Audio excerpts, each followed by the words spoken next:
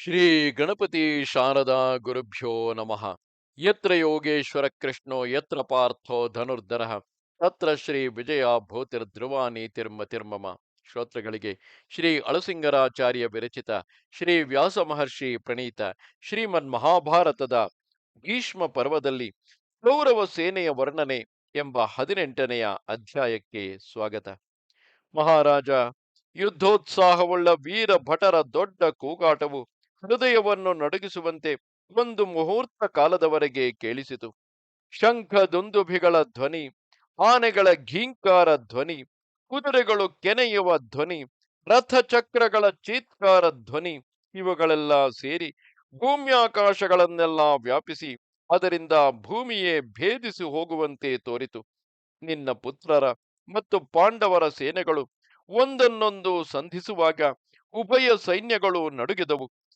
ಅಲ್ಲಿ ಸುವರ್ಣಾಲಂಕೃತವಾದ ಸೇನೆ ಆನೆಗಳು, ರಥಗಳು ಮಿಂಚಿನಿಂದ ಕೂಡಿದ ಮೇಘಗಳಂತೆ ಪ್ರಕಾಶಿಸಿದವು. ಚಿನ್ನದ ಕಟ್ಟುಳ್ಳ ವಿಚಿತ್ರ ಧ್ವಜಗಳಿಂದ ಕೂಡಿದ ನಿಮ್ಮ ಕಡೆಯ ವೀರರ ಧ್ವಜಗಳು ಉರಿಯುವ ಅಗ್ನಿಯಂತಿದ್ದವು. ಓ ಭರತ ಕುಲೋತ್ಮ, ನಿಮ್ಮವರ ಮತ್ತು ನಿಮ್ಮ ಶತ್ರುಗಳಾದ ಪಾಂಡವರ ಧ್ವಜಗಳೆಲ್ಲ ಇಂದ್ರ ಭವನದಲ್ಲಿ ಎತ್ತಿ ಕಟ್ಟಿದ ಇಂದ್ರ ಧ್ವಜಗಳಂತಿದ್ದವು. ಸೂರ್ಯಾಗ್ನಿ ಸಮಾನಗಳಾದ ಕವಚಗಳನ್ನು ಧರಿಸಿದ ವೀರರೆಲ್ಲರೂ ಸೂರ್ಯಾಗ್ನಿಗಳಿಗೆ ಎಣೆಯಾಗಿದ್ದರು.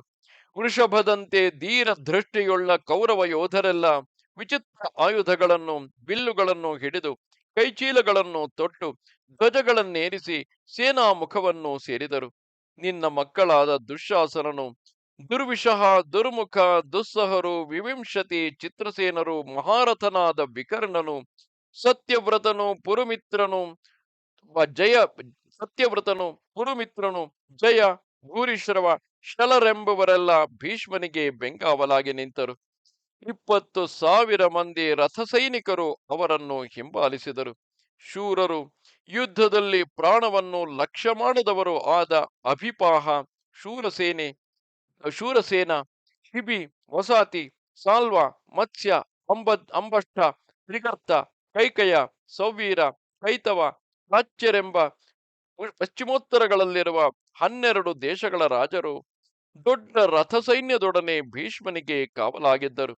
ಅಧಿಕ ಬಲವುಳ್ಳ 10,000 ಆನೆಗಳಿಂದ ಕೂಡಿದ ಒಂದು ದೊಡ್ಡ ಗಜಸೇನೆಯು ಮಗಧ ರಾಜನು ತಂದಿದ್ದ ದೊಡ್ಡ ರಥಸೈನ್ಯದೊಡನೆ ಸೇರಿಕೊಂಡಿತು. ಈ ರಥಗಳ ಚಕ್ರ ರಕ್ಷೆಗಾಗಿಯೂ ಆನೆಗಳ ಪಾದ ರಕ್ಷೆಗಾಗಿಯೂ 60 ಲಕ್ಷ ಸೈನ್ಯಗಳು ಸಿದ್ಧವಾದವು. ಬಿಲ್ಲು, ಕತ್ತಿ, ಗುರಾಣಿಗಳಿಂದಲೂ ಉಗುರುಗಳಿಂದಲೂ ಈಟಿಗಳಿಂದಲೂ ಯುದ್ಧ ಮಾಡತಕ್ಕ ಲಕ್ಷೋಪಲಕ್ಷ ಪದಾತಿಗಳು ಗುಂಪಾಗಿ ಮುಂದೆ ಹೊರಟರು. ರಾಜ, ಹೀಗೆ ನಿನ್ನ ಕಡೆಯಲ್ಲಿ ನಿಮ್ಮ ಸ್ವಂತವಾದುದೊಂದು ಇತರ ರಾಜರ ಕಡೆಯಿಂದ ಬಂದುದು 10, ಇವೆರಡೂ ಸೇರಿ ಯಮುನೆಯೊಡಗೂಡಿದ ಗಂಗೆಯಂತಿದ್ದಿತು. ಇದು 18ನೆಯ ಅಧ್ಯಾಯವು. ನಮಸ್ತೆ ಶಾರದೆ ದೇವಿ, ಕಾಶ್ಮೀರ ಪುರವಾಸಿನಿ, ತ್ವಾಮಹಂ ಪ್ರಾರ್ಥಯೇ ನಿತ್ಯಂ, ವಿದ್ಯಾದಾನಂಚ ದೇಹಿಮೆ. ನಮಸ್ಕಾರ.